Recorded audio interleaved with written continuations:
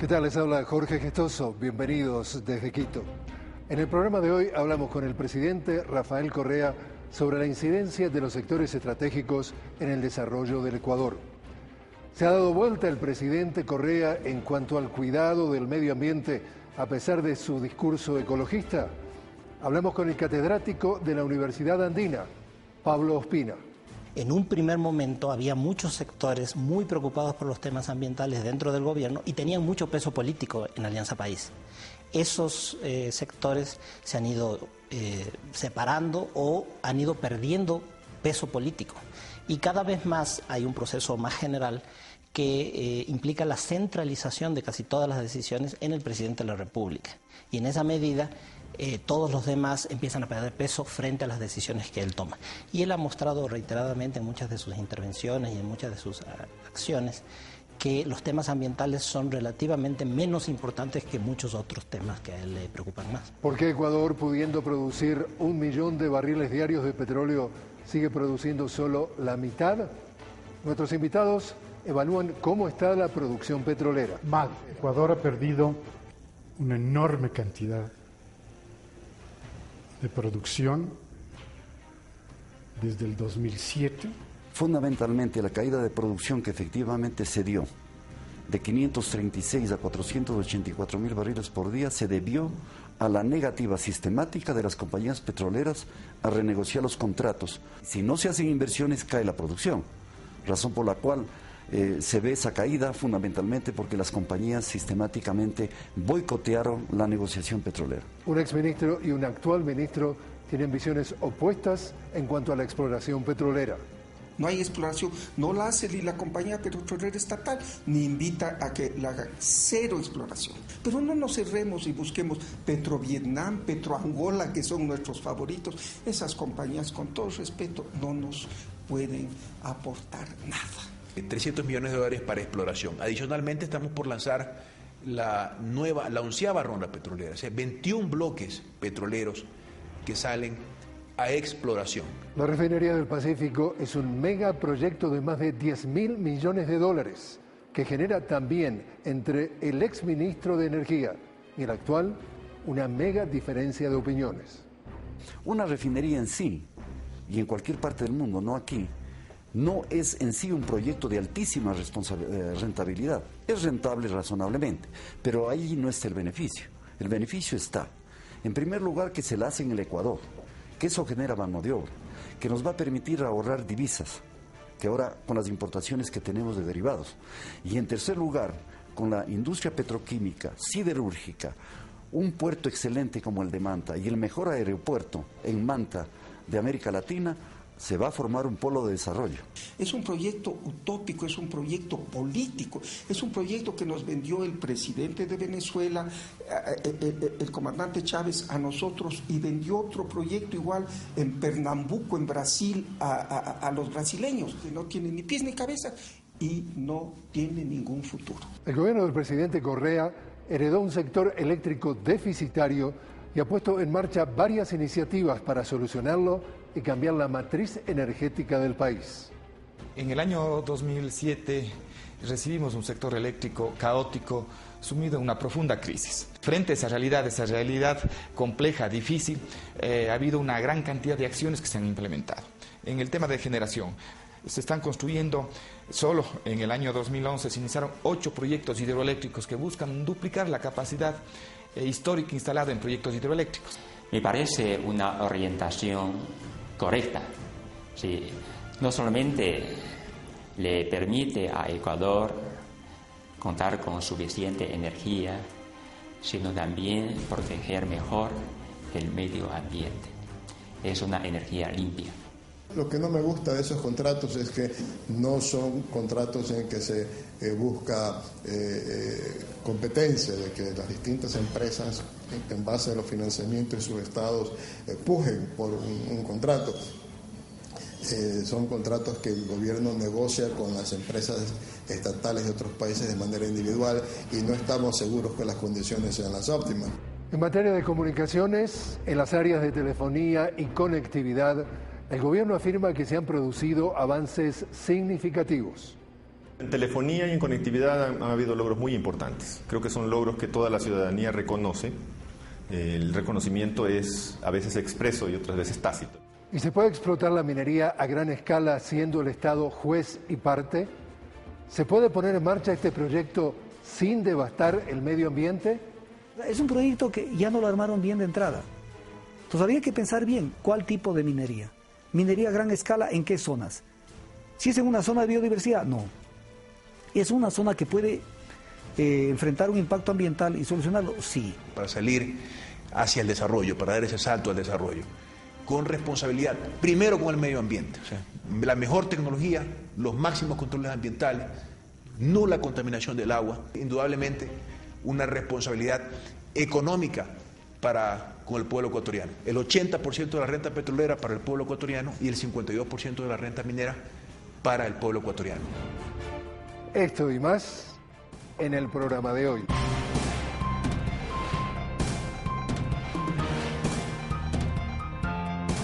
De frente, con Jorge Gestoso. Señor presidente Rafael Correa, una cálida bienvenida al programa. Gracias, Jorge, gusto de verlo nuevamente. Ya sabe, tiene que insultarme un poco para que después nos manden los Twitter que usted no es libre e independiente. Ser libre e independiente en este país, el entrevistador tiene que insultar al presidente. Vamos a ir calentando los motores de acuerdo a ya vamos pasando los segmentos. Ya. Le digo, señor presidente, que hoy estamos acompañados otra vez con estudiantes universitarios. Tenemos representantes de la Escuela Politécnica de Chimborazo, de la Universidad Central del Ecuador y del Colegio Sebastián de Balcázar. Excelentes universidades, categoría A, y nos honra mucho que la presencia de estos estudiantes, y excelente colegio, con orgullo, colegio público, aunque en este caso municipal, pero uno de los mejores colegios del país, el Colegio Municipal Benalcázar. No quedó claro, es Benalcázar, no lo pronuncié bien. ¿Cómo pronunció? Yo lo entendí bien. En realidad fue el primer furcio, pero vamos solamente en el primer minuto. Señor presidente, el catedrático de la Universidad precisamente andina, que es el señor Pablo Ospina, señala que usted ha dado un giro, ha dado un cambio. Desde que usted llega al poder en el 2007, tiene un discurso ambientalista, pero las acciones no necesariamente reflejan lo mismo. Mire las palabras del señor Ospina. En un primer momento había muchos sectores muy preocupados por los temas ambientales dentro del gobierno y tenían mucho peso político en Alianza País. Esos sectores se han ido separando o han ido perdiendo peso político. Y cada vez más hay un proceso más general que implica la centralización de casi todas las decisiones en el presidente de la República. Y en esa medida todos los demás empiezan a perder peso frente a las decisiones que él toma. Y él ha mostrado reiteradamente en muchas de sus intervenciones y en muchas de sus acciones que los temas ambientales son relativamente menos importantes que muchos otros temas que a él le preocupan más. ¿Usted ha cambiado su discurso respecto al tema ecologista? Sí, porque lo hemos radicalizado. Mira, el señor Ospina, que debe ser un académico muy respetado y muy respetable, yo le pregunto, ¿es que me conoce? ¿Alguna vez me ha visto? ¿Ha conversado conmigo? ¿Alguna vez ha participado en alguna reunión de gabinete? ¿En alguna reunión con el presidente? Porque parece que me recontraconoce y conocen al revés del derecho nuestro gobierno. Seguramente lo que le contaron los resentidos del gobierno. Pero ¿cuál es la realidad? La acabamos de vivir en Río, por el amor de Dios. O sea, de los 4 o 5 conceptos más relevantes que se han presentado en Río, de vanguardia, son conceptos llevados por el Ecuador. Y no nos interesa liderar absolutamente nada, pero sí contribuir por un verdadero desarrollo sustentable. ¿Cuáles eran estos conceptos? El del buen vivir. La Declaración Universal de los Derechos de la Naturaleza fue la propuesta de Ecuador que no quiso ser recogida en el documento final. El concepto de emisiones netas evitadas, que completa, integra todos los parches que está poniendo Kioto sobre qué compensar. El programa Yasuní, la propuesta Yasuní ITT, que es ya bajar de la retórica a los hechos para implementar todos esos conceptos como los derechos a la naturaleza, el buen vivir, emisiones netas evitadas. Tenemos la constitución más verde de la humanidad. Tenemos leyes extremadamente estrictas, ley de minería, de hidrocarburos, la propia Constitución para conservar el medio ambiente. Pero si no llegamos al infantilismo de que no al petróleo, no a la minería, considerar al ser humano poco menos que un estorbo en la naturaleza, resulta que hemos cambiado el discurso. Eso es infantilismo, no va a llegar. Yo creo que el ser humano no es lo único importante en la naturaleza, pero sigue siendo lo más importante. Y él me ha dicho, no está la discusión ambiental en el primer lugar. A la final es cierto. Porque para nosotros en primer lugar está combatir la pobreza. Y escúchenme lo que les digo, yo tengo las prioridades muy claras. Si eso implicaría, probabilidad, atentar contra la naturaleza. Nuestra prioridad es combatir la pobreza. Gracias a Dios no significa aquello. Por el contrario, se complementa mutuamente. No podremos tener conservación con miseria. Yo no puedo decirle a una familia pobre que vive al lado de un bosque, no tale el bosque. Va a ser imposible controlar aquello. Si esa familia sale de la pobreza, y más aún se beneficia el bosque en pie, como con nuestros proyectos como el de Socio Bosque, se va a poder conservar ese bosque. Entonces, para nosotros la prioridad es combatir la pobreza, así nuestra responsabilidad social, así también como la responsabilidad ambiental. Gracias a Dios no son excluyentes, se refuerzan mutuamente. La crítica es que usted quiere salir del extractivismo con más extractivismo. Pero ¿y qué país del mundo no ha logrado aquello, por el amor de Dios? Es que para el ecologismo infantil, salir del extractivismo es cerrar las minas, el petróleo, las canteras. Cantera de minería, es decir, que no podríamos hacer construcciones, se acaba el cemento.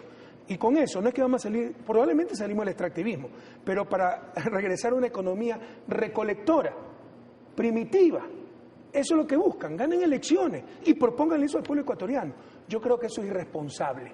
Yo creo que tenemos que manejar los recursos naturales no renovables que Dios, la naturaleza, nos ha dado con tanta generosidad, con responsabilidad ambiental, pero también con responsabilidad social. Y esas dos cosas no son excluyentes, por el contrario, insisto, se refuerzan mutuamente. Usted lo conoce, René Ortiz, el ex secretario general de la UPEP, sostiene que Ecuador debería estar produciendo 1 millón de barriles de petróleo por día, pero apenas produce la mitad. Y hay opiniones encontradas sobre el tema de la producción petrolera. Hasta el momento hemos recibido 1.600 millones de dólares adicionales solamente por concepto del incremento del precio del petróleo, del barril de petróleo, el precio internacional. Y adicionalmente con esta renegociación petrolera que fue muy exitosa, porque la mayoría de las petroleras se quedaron y están operando en el Ecuador, de las petroleras más importantes del mundo, como CNPC de China, como Repsol de España, como Grupo Eni de Italia, están operando en el Ecuador y se comprometen. Después de aceptar el esquema de tarifa, se comprometen a invertir 1.400 millones de dólares adicionales, que incrementan en 300 millones de barriles aproximadamente las reservas del pueblo ecuatoriano. Es, a todas luces, una negociación petrolera exitosa. Ecuador ha perdido una enorme cantidad de producción desde el 2007. El 2006 alcanzó su máximo pico histórico, 196 millones de barriles al año. El 2007, 185, automáticamente hay una pérdida de 11 millones y esta declinación continúa y continúa y continúa hasta que en 2011 empieza a restablecerse y aparece ya una figura de 3% de incremento. No es suficiente y la tendencia es 180 y la tendencia para el 2014 es 175, es decir, es a la baja. La crítica que se le hace, señor presidente, es que en realidad todo lo que usted hizo es recoger más dinero por el mismo petróleo, pero no se produce más petróleo. ¿Qué está pasando? Eso es incorrecto, ¿no? Y René lastimosamente tiene la visión técnica, tiene que ver la visión económica, si no es producir por producir. Yo mañana hubiera podido duplicar la producción petrolera. Escuchen estos jóvenes. Al llegar al gobierno, al día siguiente hubiera podido duplicar la producción petrolera si le decía, llévense todo nuestro petróleo. ¿Y de qué le servía eso al pueblo ecuatoriano si esos recursos no quedaban aquí? Sepan ustedes que con los contratos de participación, de cada 100 barriles, 85 se iban en costo de producción, a la petrolera, etcétera, y solo 15 iban al Estado. Hoy, con la renegociación de los contratos petroleros, la relación es a la inversa. No es por los altos precios que estamos ganando más ingresos petroleros, es también por la renegociación de los contratos, porque ahora son contratos de prestación de servicios. Se paga una tarifa fija por barril extraído y el resto es nuestro. Y es más, si baja el precio por debajo de esa tarifa, nos tienen que pagar un margen que se llama el margen de soberanía. Antes era al revés. Antes decían 4 o 5 dólares por barril de petróleo extraído, así el barril valga 20 o valga 200, y se nos llevaban todo nuestro petróleo. Entonces era facilísimo duplicar la producción de petróleo, si se nos llevaban todo el petróleo. Ahora el petróleo queda en manos de sus legítimos dueños. Bajó la producción privada, pública aumentó, porque la renegociación, que fue durísima, se demoró 3 años, pero recuerden que el petróleo es un recurso no renovable. No es que se perdió producción, se postergó la extracción. Y es más, con la subida de los precios del petróleo tan altos como están ahora, probablemente convino es esperar un poco. Yo estoy de acuerdo con René. Lo ideal hubiera sido renegociación de contratos, subida de precios e incremento de la producción. La gran pregunta es si eso era posible. Ahora que hemos renegociado los contratos, esas empresas están obligadas a invertir, me parece, 1.330, algo así, millones de dólares. Estamos llamando a la 11ª ronda petrolera para explorar todo el suroriente, que no es que se lo ha hecho a este gobierno, no se lo ha hecho nunca. René fue ministro de Energía, si mal no recuerdo, Yamil Maguad, ¿verdad? ¿Por qué no lo hizo en su época? Nunca se ha hecho. Ahora, con reglas de juego claras, recordando que el petróleo de los ecuatorianos, vamos a llamar a la 11ª ronda petrolera para explorar todo el suroriente, lo cual esperamos al menos duplique las reservas comprobadas del país. Esto no está exento de oposiciones. Hay gente que ni siquiera quiere que exploremos. Imagínense ustedes que son estudiantes chicos, gente que se oponga al conocimiento, a saber, no a tomar la decisión de extraer, al menos saber cuánto petróleo tenemos. Pero pese a todas esas oposiciones, pues saldremos adelante con responsabilidad, insisto, ambiental y social. El señor Ortiz precisamente lo que está diciendo es, Colombia con la tercera parte del petróleo de Ecuador produce 1 millón de barriles, Ecuador con 3 veces más de petróleo produce la mitad. Vea, no quise poner el ejemplo colombiano por el respeto inmenso que tengo por los colombianos, pero vea los contratos. Con esos contratos yo también mañana duplico la producción, entre comillas, nacional, que en realidad es extracción nacional. Pero pregunte, ¿cuánto queda en beneficio del pueblo colombiano? Esa es la clave. ¿Cuánto queda en beneficio del pueblo ecuatoriano? Precisamente usted mencionaba el tema de exploración, el futuro de la producción petrolera precisamente depende de la exploración y los críticos sostienen que en este mandato no han habido avances significativos. Hoy día estamos con 7 contratos ya firmados de exploración y producción de campos pequeños y sale la gran ronda de licitación en el mes de octubre para los campos del suroriente, en que hay 20 bloques que van a salir a licitación. Y déjeme decirle, hay mucho interés privado y estatal en esos bloques. Donde la critican es que se ha demorado muchísimo. ¿Por qué se ha demorado tanto? ¿Por qué han pasado tanto tiempo y la exploración todavía sigue en la columna de los temas pendientes? No me voy a coger al tema de decir los otros no hicieron tampoco, pero recuerde usted, la última licitación fue en el año 95, realizada por los gobiernos neoliberales. Nosotros en 2 años hemos organizado ya 3 rondas de licitación, de exploración y producción, limitadas ciertamente a campos maduros, a campos pequeños, y ahora viene la gran licitación de los campos del suroriente, en donde esperamos que tengamos un gran potencial petrolero. No hay exploración, no la hace ni la compañía petrolera estatal, ni invita a que la haga, 0 exploración. Porque el Ecuador tiene que explotar el ITT tarde que temprano. Usted no se va a ahogar, no va a morirse de sed junto a la fuente, jamás. Va a llegar un momento de el gobierno que venga o que yo creo que yo pienso que el presidente Correa va a tener que tomar la decisión. Tienen que explotar el ITT, porque además el ITT no tiene ese potencial. El ITT tiene mucho más potencial del que está en los libros, porque solamente se han hecho 7 perforaciones y porque ahí hay mucho más petróleo. Es uno de los pocos, esta denominación la tiene la industria petrolera, no es una denominación mía. Es uno de los pocos elefantes que cuenta la industria petrolera latinoamericana. O sea, que es la vida o la muerte para el futuro del Ecuador de explotar el ITT. Futuro energético y futuro económico. Así de claro. Así de claro. Así de claro que hay que explotar el ITT y entonces ese es el futuro. Así de claro tampoco, no son dilemas de conciencia. Mira, aquí es palo porque bogas, palo porque no bogas. Ospina al inicio estaba diciendo que no hemos hecho nada por el medio ambiente. Y ahora Augusto Tandazo nos dice que somos unos tontos porque no explotamos el ITT que está en el Yasuní. Tenemos que tomar decisiones responsables. Hemos presentado esa iniciativa, Yasuní ITT al mundo. Si el mundo no se corresponsabiliza, por supuesto, tendré que tomar... No sé, tendremos que evaluar aquí al final del año, si no el siguiente gobierno, no sé si nos lancemos a reelección, si el pueblo ecuatoriano favorezca con su voto, pero algún rato se tendrá que tomar la decisión plena de responsabilidad y de información, porque es costo-beneficio, costo y beneficio multicriterio, no solo financiero, ambiental, social, cultural, etcétera, para ver si vale la pena explotar ese petróleo, extraer ese petróleo de Yasuní ITT o dejarlo bajo tierra.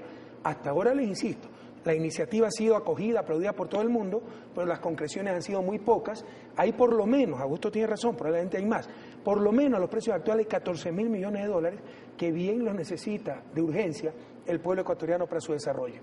Con respecto a lo que comentaba el señor Santos, ministro de Energía, no olvidar de León Férez Cordero, que por qué Petroecuador no ha explorado.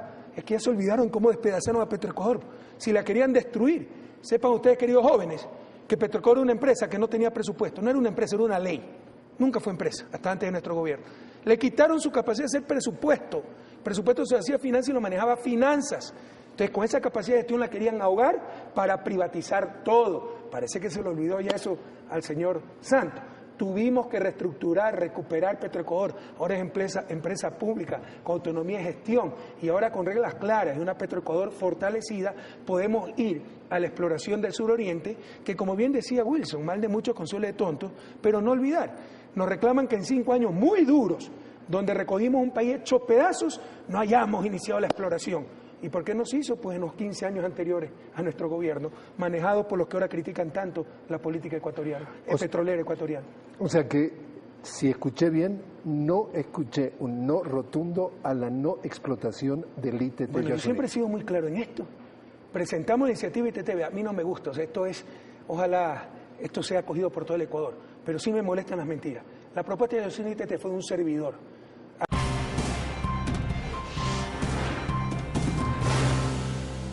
El gobierno del presidente Correa, al llegar al poder, encontró un déficit importante de generación eléctrica, lo que obligó a implementar de inmediato numerosas acciones que están en proceso de cambiar la matriz energética del país, entre ellas la construcción de la central hidroeléctrica Coca-Codo-Sinclair, un megaproyecto que es la inversión más grande en Ecuador hasta el momento, pero que también ha generado mega preocupaciones. En el año 2016, el 93% de la generación eléctrica que servirá para satisfacer las demandas crecientes de energía eléctrica en el país será el 93% hidroeléctrica. Es decir, las energías renovables van a ser la protagonista en la matriz energética. Pero también tiene implicaciones ambientales profundas. La disminución de las emisiones de CO2 al ambiente se disminuyen drásticamente, porque vamos a dejar de generar energía eléctrica utilizando centrales térmicas. En promedio podemos decir que en el año se emiten alrededor de 4 millones de toneladas de CO2 al ambiente. Con la puesta en operación de estas centrales hidroeléctricas en el año 2016 estarán por debajo de las 500.000 toneladas por CO2 por concepto de generación termoeléctrica. Estas obras pueden suministrar a Ecuador suficiente energía eléctrica, les permite tener un desarrollo económico completo y reducir el costo de vida. Coca-Cola-Sinclair es el mayor proyecto de todos los proyectos hidroeléctricos y puede suministrar una tercera parte de la demanda nacional y convertir a Ecuador de un país importador de energía en un país exportador de electricidad. Esta obra necesita una inversión de casi $2.000 millones. Y el Exim Bank de China tiene intención de ofrecer 85% del financiamiento para este proyecto. Lo que no me gusta de esos contratos es que no son contratos en que se busca competencia, de que las distintas empresas, en base a los financiamientos de sus estados, pujen por un contrato. Son contratos que el gobierno negocia con las empresas estatales de otros países de manera individual y no estamos seguros que las condiciones sean las óptimas. ¿Por qué es tan importante cambiar la matriz energética para la economía del país? Porque estamos gastando unos $2.000 millones anuales que pudiéramos ahorrar. En verdad, tal vez directamente unos 1.000. El otro 1.000 es con la diversificación de la matriz energética, me explicaré más adelante si hay oportunidad, por no tener esas hidroeléctricas. Imagínense un país con tanto potencial eléctrico de origen hídrico, energía renovable, limpia. Cuando llegamos al gobierno, un 44% era de origen hídrico, un 18% importábamos. Se imagina importar energía, la vulnerabilidad, lo caro que eso significaba, la salida de divisas, y el resto era energía térmica, electricidad de origen térmico, con altísimo nivel de contaminación. Y es que decían todos los críticos al gobierno, estas son unas acciones más contundentes en la historia del país para conservar el medio ambiente nacional y a nivel mundial. En el 2016 vamos a tener 93.5% de nuestra electricidad de origen hídrico, energía renovable, limpia. Vamos a ser exportadores de energía. Por eso la urgencia de hacer esto. Esto debió haberse hecho hace 20, 25 años. ¿Y a doña María y don José le va a bajar la tarifa de electricidad? Va a tener electricidad más segura, más limpia y probablemente le podamos bajar la tarifa. No solo eso. Cuando estén, por eso le decía, diversificando la materia energética también ahorramos plata, cuando estén todas estas hidroeléctricas, le vamos a poder decir a María José, ¿sabe qué?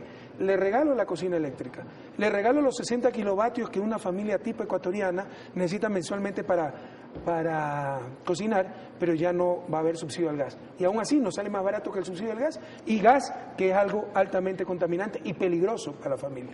Walter Spurrier, el analista que estábamos escuchando hace un minuto, estaba preocupado por el tema de los contratos. Que Walter Spurrier es un creyente en el mercado, entonces cree que solo la competencia garantiza los mínimos precios. No se le ocurre que puede haber colusión también en el mercado. Y no se le ocurre que gente patriota, técnica, pueda negociar y lograr mejores precios que la competencia del mercado, donde se puede coludir. No son 3.000 empresas que participan, son 3, 4, 5 que se conocen entre ellas y pueden ponerse de acuerdo e incluso repartirse los contratos. Tú presentas lo más bajo para Coca-Cola Sinclair, yo presento lo más bajo para Soplador.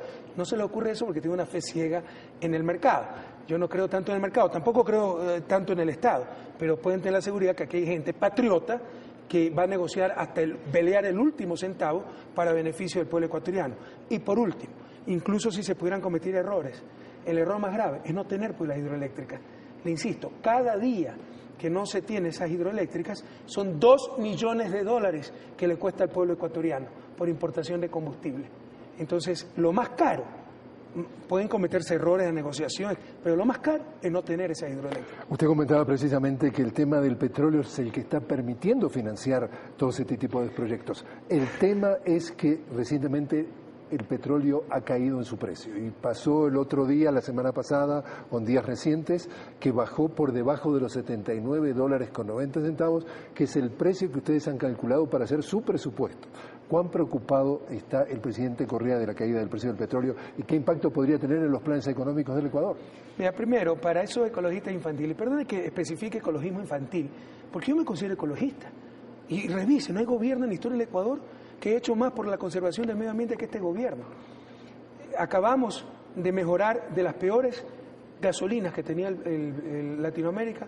Ecuador ha pasado a tener de las mejores gasolinas sin que le cueste un centavo más al usuario. Le cuesta al pueblo ecuatoriano, porque son recursos que utilizamos para producir esa gasolina, pero al usuario no le cuesta.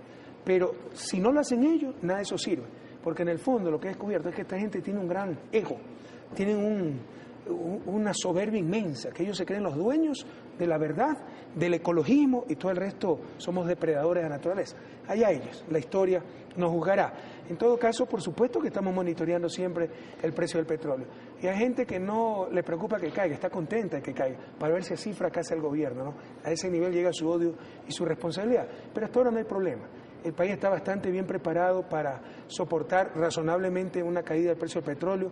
El último balance de la cuenta única, el Tesoro, el saldo es $1.600 millones, nunca hemos tenido tanta liquidez.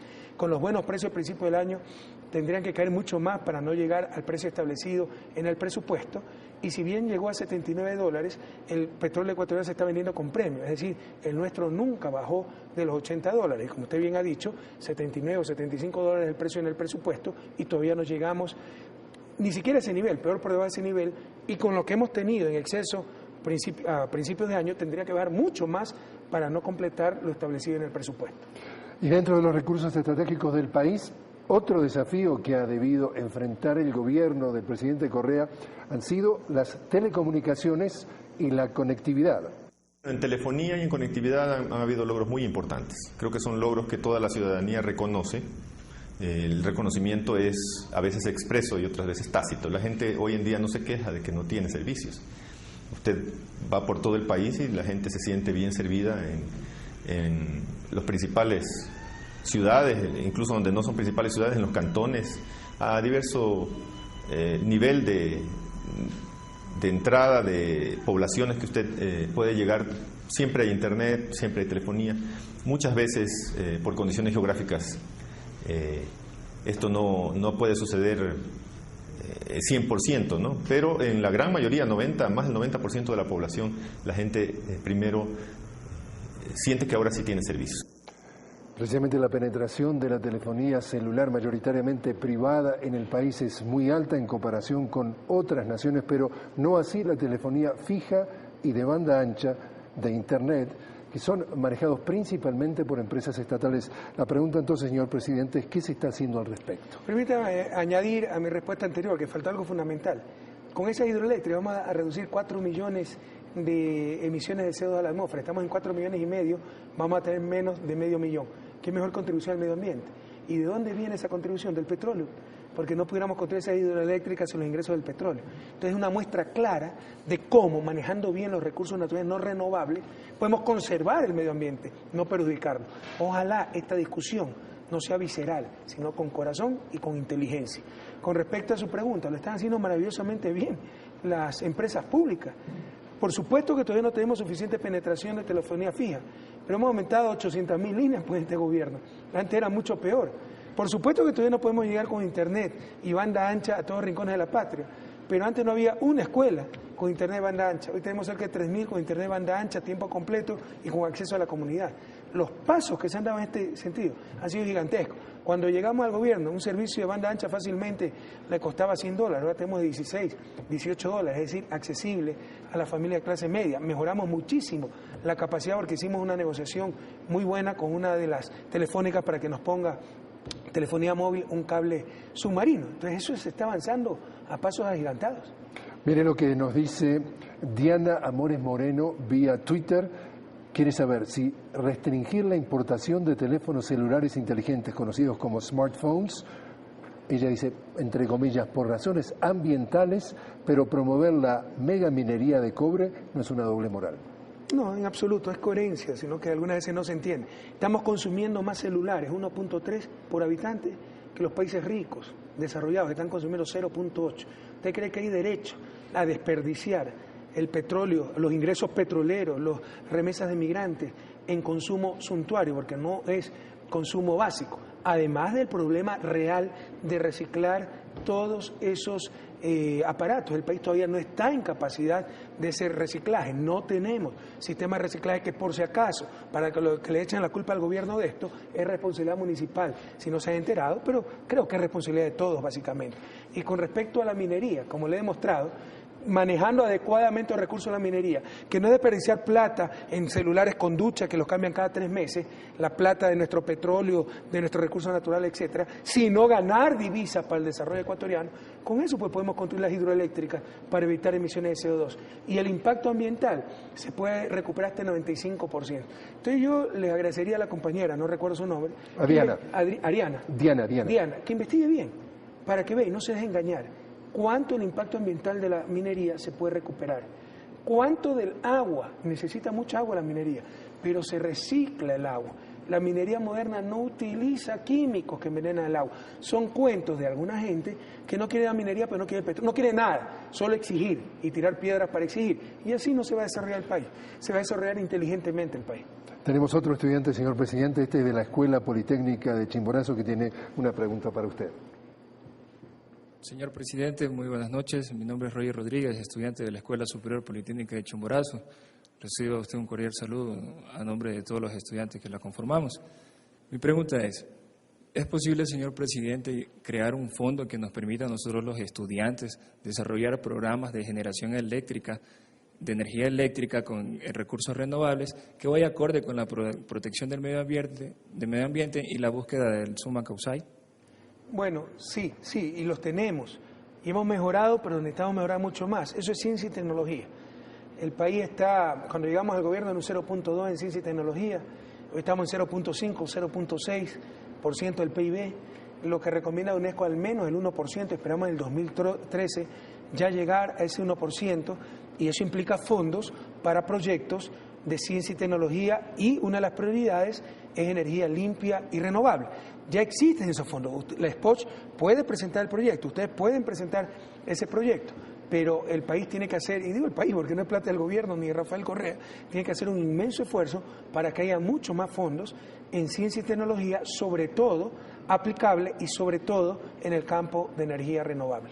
Precisamente a propósito de eso, René Ramírez en el programa anterior sobre enseñanza superior decía hay que invertir para transformarnos sobre el Ecuador en manufactura a mentefactura. Sí, pero para todo eso se necesitan recursos, pues mi querido Jorge. Pero hay mucha gente que está de acuerdo con eso, pero no a la minería, no al petróleo. Ese es el simplismo. Con esas actividades que a mí tampoco me gustan, pero que generan recursos, podemos hacer mucho mejores cosas. Hay impacto ambiental, pero se puede obtener mucho más beneficio y de hecho cuidar el medio ambiente con mejores tecnologías, tener dinero para las áreas protegidas y paradójicamente de la economía extractivista poder conservar, generar recursos para conservar el medio ambiente y tener un desarrollo sustentable. Pero hay que entender estas cosas. Lo invito a hacer una nueva pausa y hablar cuando regresemos de la minería a gran escala. Perfecto. El 80% significa que somos el quinto país en recibir mayor renta petrolera en el mundo y el 52% el primer país en recibir mayor renta minera del mundo. Los modelos de contratos son muy buenos para el gobierno, pero así no se hacen los negocios.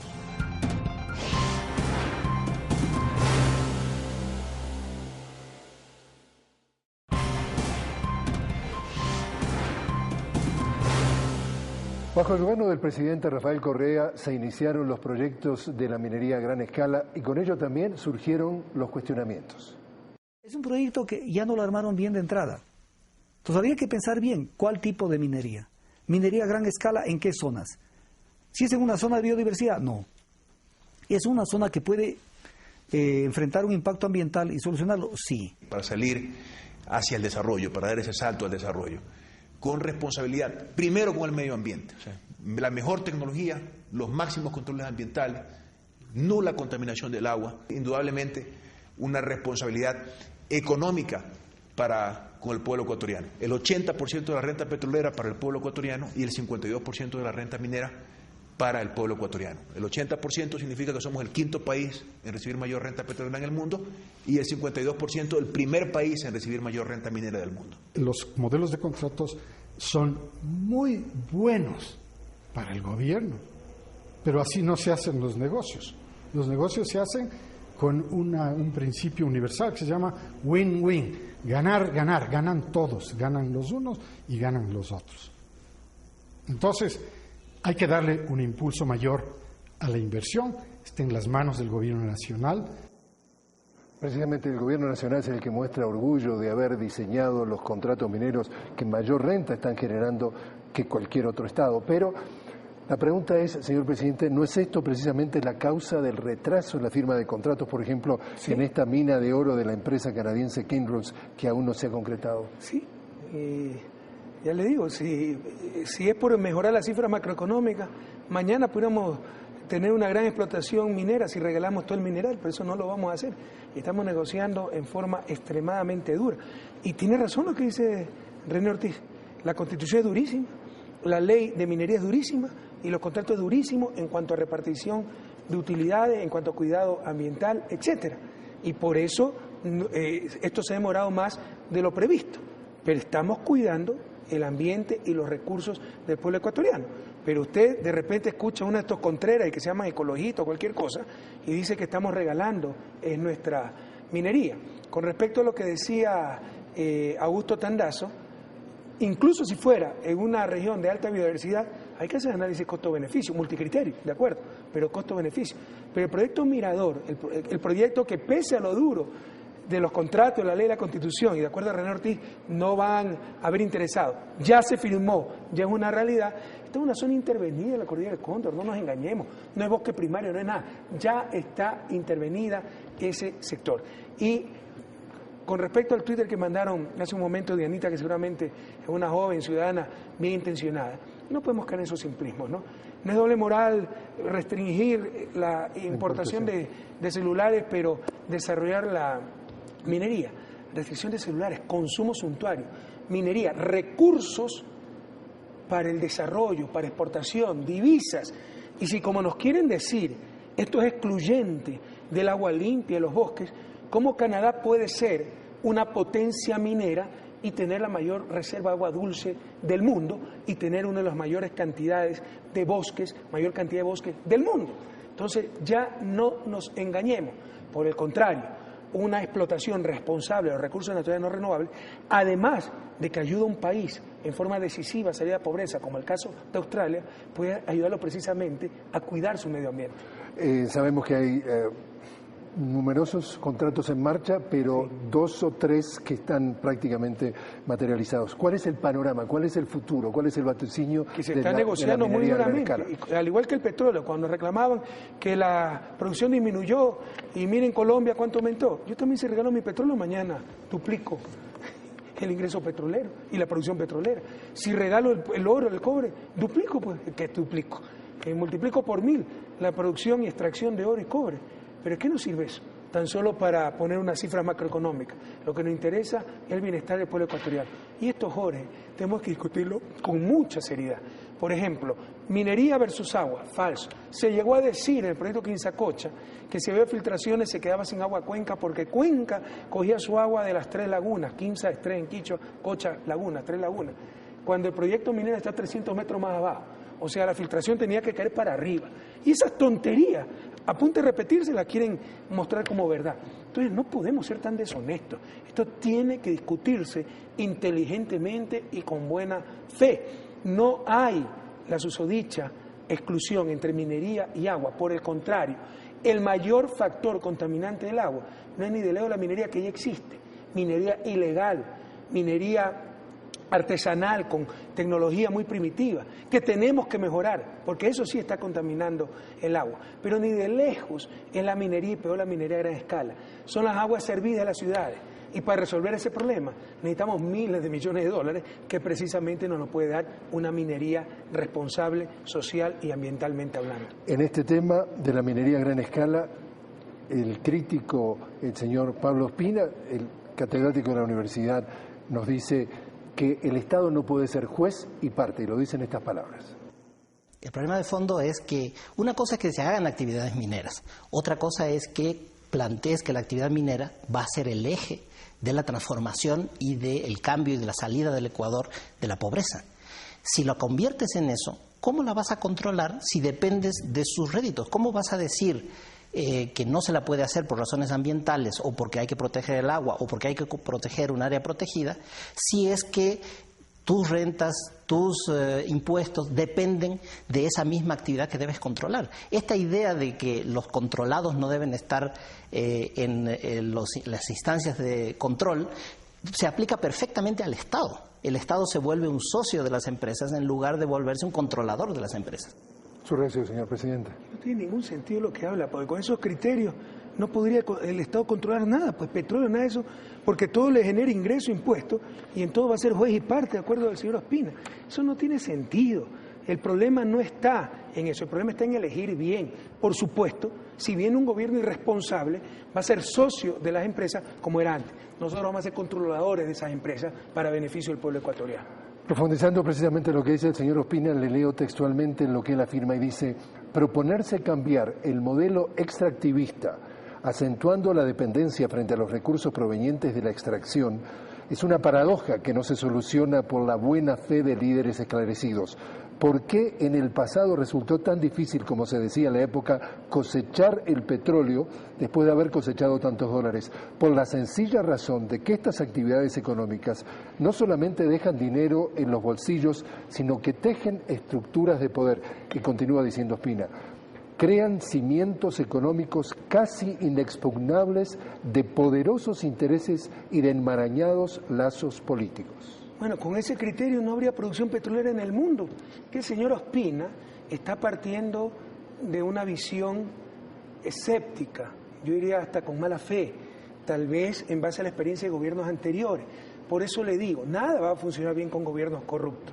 Y al final del día, el problema está en elegir bien.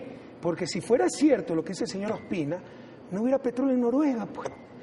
Y la industria petrolera en Noruega es extremadamente responsable, extremadamente eficiente y le sirve a Noruega para tener proporcionalmente la mayor cantidad de bosques del planeta. No hubiera pues explotación petrolera en ningún país donde se maneja bien la cosa pública. Entonces, ese es el error de personas como el señor Ospina. No es nada bueno ni malo per se. Puede haber mala producción petrolera, pero puede haber buena producción petrolera y para eso se necesita elegir bien. Como puede haber mala prensa y buena prensa. La prensa per se no es mala.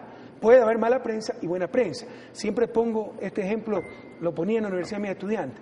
Un machete, no sé si conoce lo que es un machete, ¿no? Es como un gran cuchillo, como un espada, cuchillo gigante. Instrumento fundamental para nuestra agricultura, sobre todo en la costa. Per se no es bueno ni malo. Si eso sirve para cortarle la cabeza al enemigo, va a ser malo.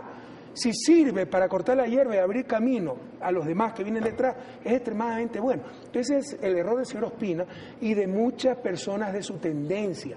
Pierden la perspectiva. Está analizando, suponiendo que la actividad es mala y que hay malos gobiernos.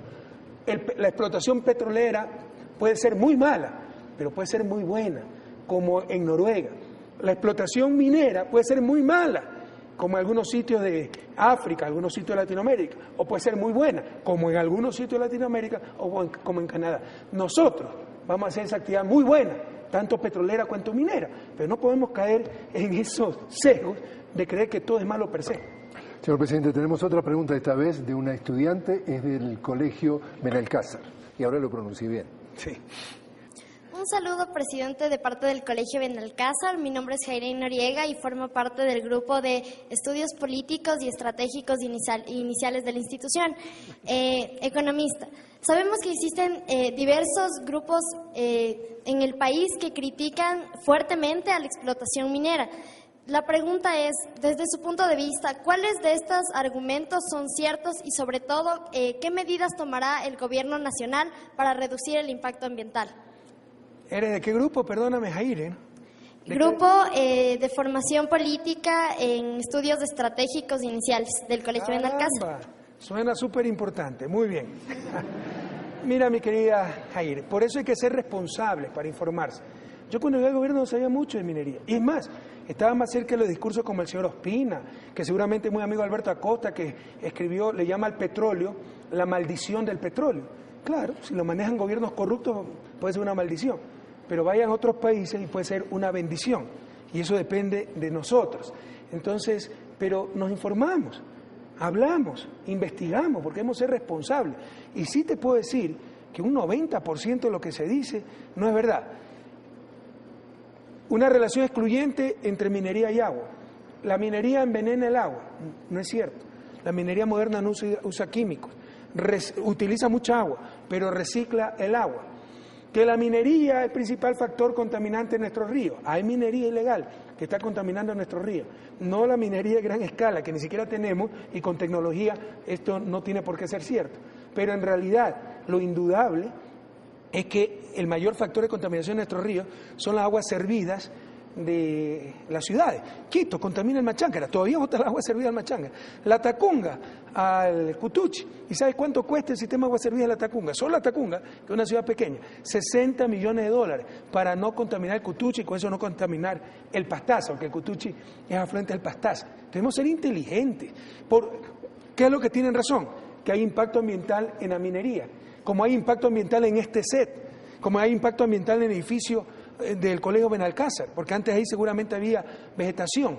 Toda actividad humana tiene impacto ambiental. La cuestión es minimizar ese impacto ambiental y remediar ese impacto ambiental. Nuestros proyectos mineros, los contratos, tienen hasta garantías ambientales, que si no cumple la empresa con la remediación ambiental, le ejecutamos la garantía. Y revisa, y habla, no con mineros. Esta información me la dio un biólogo de la estación Charles Darwin, australiano, que había trabajado en remediación ambiental en Australia. Se puede recuperar hasta el 95% del impacto ambiental en minería. ¿Sabes cuál es el principal problema de la selva? Estas son las cosas que no se dicen. La expansión de la frontera agrícola y ganadera. Mucho más impacto tiene la ganadería, se desbroza, se deforesta para poner más ganado en forma extensiva. Eso tiene mucho más impacto que petróleo o minería. ¿Cómo combatir eso? Tú no puedes dar sin empleo a la gente, sin ingreso. Tienes que dar la alternativa de empleo e ingreso. Y este es el petróleo o minería con actividades más concentradas, técnicamente, donde se pueda recuperar gran parte del impacto ambiental. Entonces, queridos jóvenes, en esto debemos ser inteligentes. No se dejen llevar por los charlatanes de siempre, por los simplismos. hay que siempre discutir, como lo repito una y otra vez, con corazón y con inteligencia. Hay gente que tiene mala fe y hay gente que teniendo buena fe no tiene la capacidad. Y el voluntarismo incompetente ha hecho más daño a América Latina que la mala fe. Hay que tener buena fe y capacidad, a investigar, a prepararse y a discutir con argumentos, con inteligencia, por el bien de todos. Permito hacer la última pausa, señor presidente, y cuando regresemos, ver algunas preguntas que han llegado vía Twitter para usted.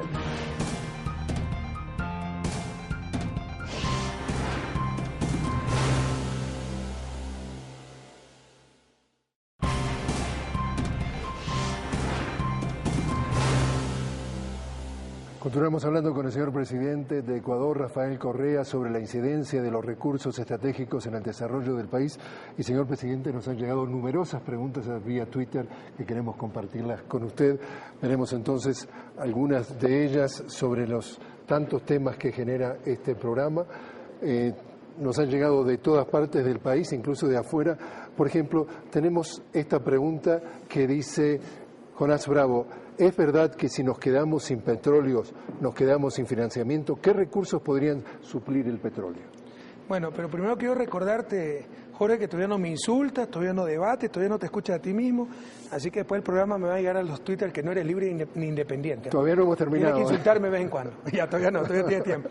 Mira, primero el petróleo no es que nos vamos a quedar sin petróleo, pueden variar los precios, pero es prácticamente imposible que nos quedemos sin petróleo. Segundo, ningún gobierno ha trabajado tanto como este para diversificar la matriz productiva del país y dentro de esa matriz, sobre todo la matriz energética del país, en el plano global, societario, ¿no?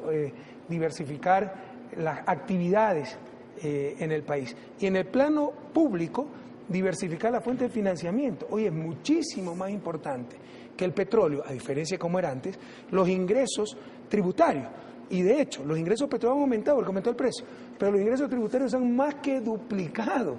Tenemos cerca de 5.000 millones de dólares anuales más como recursos públicos. Es decir, te insisto, no hay ningún gobierno que haya trabajado tanto para reducir la dependencia del petróleo. Pero reducir esa dependencia no es dejar de extraer petróleo, es movilizar esos recursos para desarrollar otros sectores.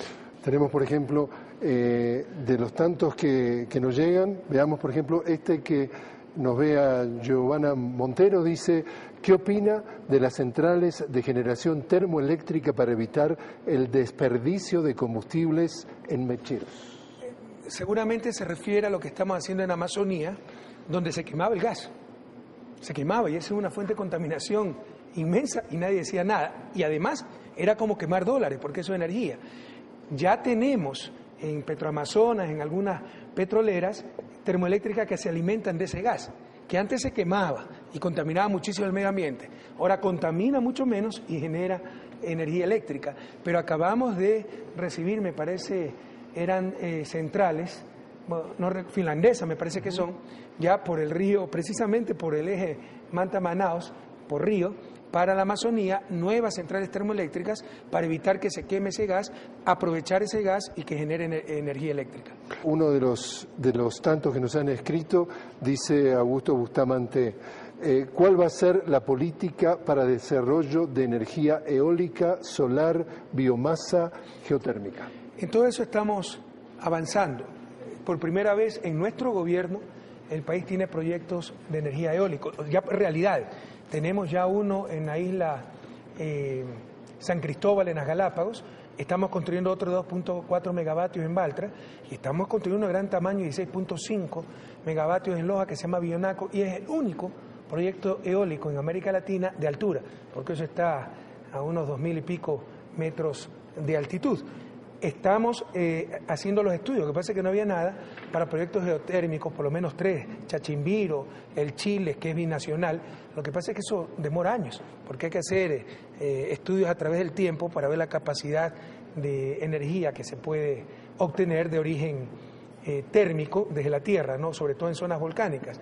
Y estamos ya en proyectos pilotos para energía de la biomasa. Lo que pasa es que ahí se requieren grandes cantidades de biomasa, que todavía el país, sobre todo un proceso de coordinación, todavía no está en capacidad de generar. Y proyectos solares estamos impulsando mucho. De hecho, tenemos programas de viviendas que incluyen paneles solares y estamos planificando poner industrias de paneles solares. Ya tenemos alguna inversión extranjera interesada en venir a construir paneles solares. Así que en general sí estamos trabajando fuertemente. Por supuesto, siempre se puede hacer mucho más en energía alternativa. Una última pregunta. Quiero decirte otra cosa, perdón que te interrumpa, me acordé. Antes no había Ministerio de Electricidad y Energía Renovable. Era parte del Ministerio de Recursos Naturales. Hoy tenemos un ministerio específicamente para ello y se llama Electricidad y precisamente Energía Renovable. Última pregunta, energía atómica. ¿Qué se puede hablar al respecto? Mira, hay muchos mitos, ¿no? La mayor muestra de ignorancia es temer al conocimiento. Nosotros hace unos 3 o 4 años en mi visita de Estado a Rusia, que es una potencia nuclear, firmamos un convenio de asesoría nuclear, pero para aprender, para transferencia de ciencia y tecnología. No lo quieren ratificar en la Asamblea, porque se oponen a la energía nuclear. ¿Quién ha dicho que vamos a construir reactores nucleares? ¿Sabes cuánto cuesta eso? Además de los peligros, etcétera. ¿Pero sabes cuánto cuesta un reactor nuclear? Se están oponiendo a saber, a transferencia de conocimiento. Entonces son esas monstruosidades que solo pueden ocurrir en un país como Ecuador, ¿no? Eso es parte del subdesarrollo. La mediocridad de cierta clase política, la mediocridad de ciertos analistas, la mediocridad de ciertos medios de comunicación. Queridos jóvenes, nunca le tengan miedo al conocimiento. Y en base al conocimiento podrán tomar las decisiones del caso. Conozcamos, aprendamos y después decidimos si se construyen reactores nucleares, si nunca se construyen. Pero ¿por qué tenerle miedo a la transferencia de tecnología, a crear conocimiento, a adquirir conocimiento? Una vez más se nos ha terminado el tiempo, señor presidente. Lo quiero invitar, antes que eso, a agradecerle infinitamente por su presencia aquí, agradecerle al público que nos ha acompañado, a todos estos estudiantes. No me insultaste, verás que te van a decir que no eres libre ni independiente. Estoy pensando en hacer un programa especial la próxima vez. Okay. O tráete uno de los nacionales que le encanta hacer eso. Para que digan que no es dependiente este programa, sino independiente y libre. Entonces, lo tenemos en el tema de la lista de los pendientes. Invitarlo el mes próximo para seguir hablando de otros temas claves de la vida del país. A ustedes, público, estudiantes, agradecerles infinitamente. A ustedes, televidentes, invitarlos al nuevo programa. Les habló Jorge Gestoso desde Quito. Hasta pronto.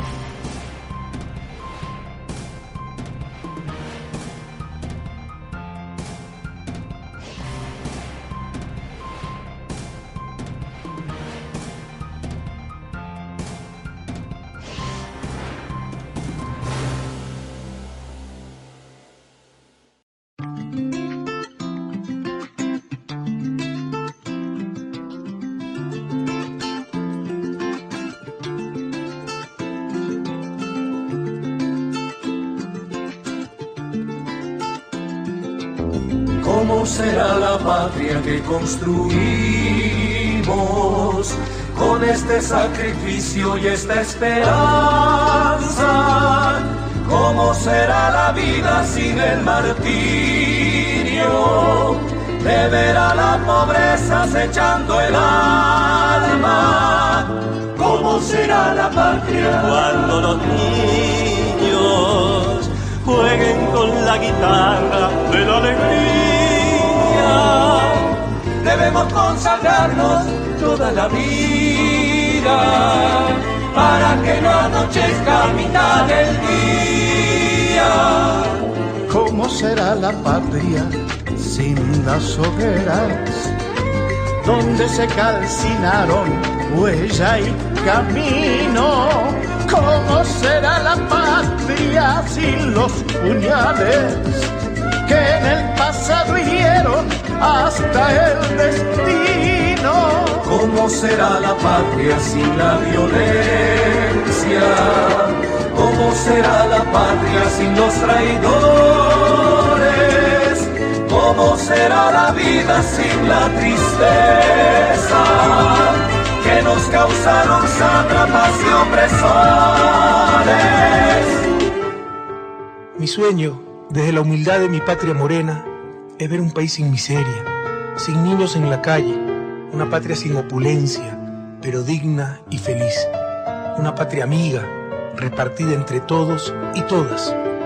Ahora, con el corazón les repito, jamás defraudaré a mis compatriotas y consagraré todo mi esfuerzo con la ayuda de Dios y bajo las sombras libertarias de Bolívar y Alfaro a luchar por mi país, por esa patria justa, altiva y soberana que todos soñamos y que todos merecemos. Esa será la patria, mi compañero, patria de nuestros hijos, juros de lealtad. Patria, tierra sagrada en cada sendero, donde nunca faltemos a la verdad. Esa será la patria, país canela, y en el sur de justicia y de igualdad. Nunca nos faltará la fe de Manuela, con flores de esperanza y de dignidad. Esa será la patria que conquistemos, patria de mi ternura y de mis dolores.